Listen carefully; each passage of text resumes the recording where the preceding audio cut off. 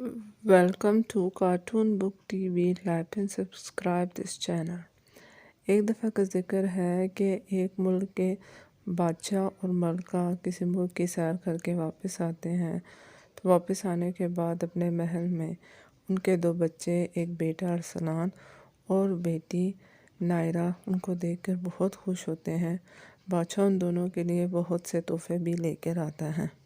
इतने में वज़ीर भी बादशाह की सेहत मालूम करने से बादशाह के पास आ जाता है और बादशाह का बेटा अरसलान भी बादशाह से कहने लगता है कि बाबा जान, आप बार बार अपनी आंखें क्यों बंद कर रहे हैं? मुझे लगता है आप किसी परेशानी में मुब्तला हैं। तो इतने में बादशाह कहते हैं, हाँ मेरे बेटे, तुमने सही पहचाना।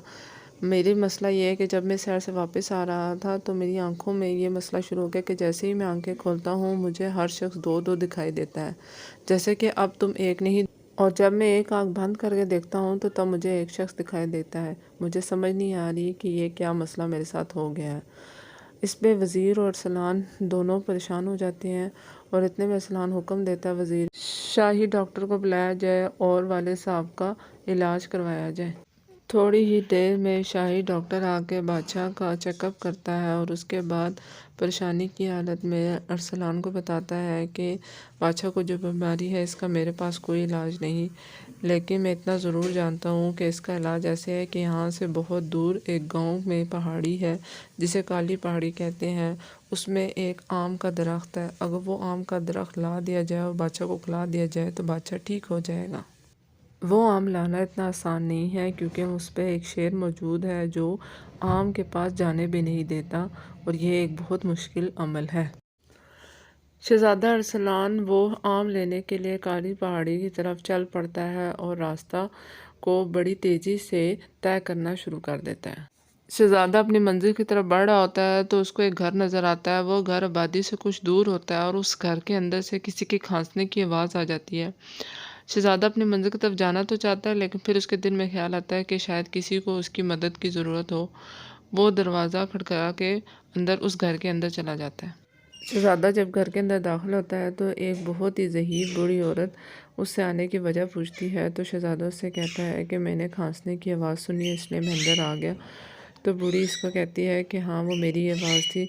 मैं 3-4 दिन से भूखी हूँ और मैं इतनी ज़ईफ़ हूँ कि मेरे पास, मैं काम नहीं कर सकती और मेरे पास इस टाइम खाने के लिए कुछ नहीं है। शहज़ादा ये बात सुनता है तो उसे बहुत दुख होता है। वो इतने में बाहर चला जाता है और कुछ खाने के लिए उस बूढ़ी औरत के लिए लेके आता है। जैसे वो खाना लाता है तो वो बूढ़ी औरत के साथ मिल के बैठ के वो खाना खाती है, जिससे वो बूढ़ी औरत उसको बहुत ज़्यादा दुआएं देती है। खाने से फारिग होने के बाद वो बूढ़ी औरत शहज़ादे से यहाँ पे आने की वजह पूछती है। तो शहज़ादा उसको सारा किस्सा सुना देता है और अपने वालिद की बीमारी का उसे बताता है। बूढ़ी औरत ये सुनकर बहुत परेशान होती है और फिर शहज़ादे को तसल्ली देती है। कहती है, तुमने मेरी मदद की है तो मेरा भी हक बनता है कि मैं भी तुम्हारी मदद करूँ। कुछ अर्सा पहले मैं एक परी के यहाँ काम करती थी। वो परी जब किसी चीज़ से दिल भर जाता था तो उसको मुझे दे देती थी। वो जादुई चीज़ें हैं। इसमें एक जाल है जो मैं तुम्हें दूंगी। वो जाल तुम्हें शेर से बचने के लिए मदद करेगा। इसके अलावा उस एक जूते भी हैं, क्योंकि काली पहाड़ी में कोई भी ऐसे नहीं चढ़ सकता। कोई भी शख्स जब चलने लगता है तो उसके पाँव जम जाते हैं। अगर वो जादुई जूते तुम पहन लोगे तो तुम आसानी से उस पहाड़ी पर चढ़ जाओगे और अपने वालिद के लिए वो आम ले आओगे। शहज़ादा बुढ़िया का शुक्रिया अदा कर अपनी मंजिल की तरफ दोबारा रवां हो जाता है और साथ साथ ये सोचने लगता है कि पता नहीं कब वो वहाँ पे पहुँचेगा और वहाँ पे जाके वो आम हासिल कर सकेगा कि नहीं। काफ़ी देर चलने के बाद जब शहज़ादा पहाड़ी के ऊपर चढ़ने लगता है तो क्या देखता है कि वहाँ पे एक शेर मौजूद है जो दाढ़ है। और वो शेर जैसे ही शहज़ादे को देखता है तो उसकी तरफ लपकने लगता है। तो शहज़ादे को इतने में जादुई जाल के बारे में ख्याल आता है। वो जाल निकालता है और शेर को पकड़ लेता है। शहज़ादा पहाड़ी के ऊपर वो जादुई बूट पहन के चढ़ जाता है तो आगे क्या देखता है कि आम का दरख्त मौजूद है और उस पर बहुत से आम लगे हुए हैं।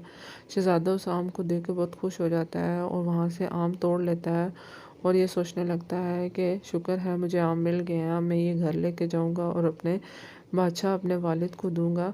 वो ये खा के ठीक हो जाएंगे और मेरे वालिद फिर से सेहतयाब हो जाएंगे।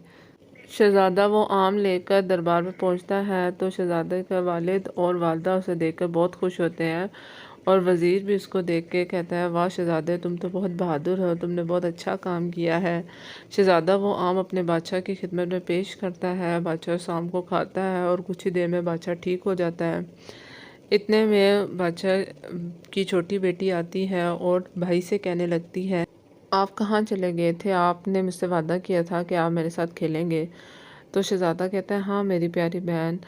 شہزادہ اور شہزادی باہر باغ میں کھیلنے لگتے ہیں تو اتنے میں شہزادی پوچھتی ہے بھائی آپ یہ آم کیسے لے کے آئے ہیں؟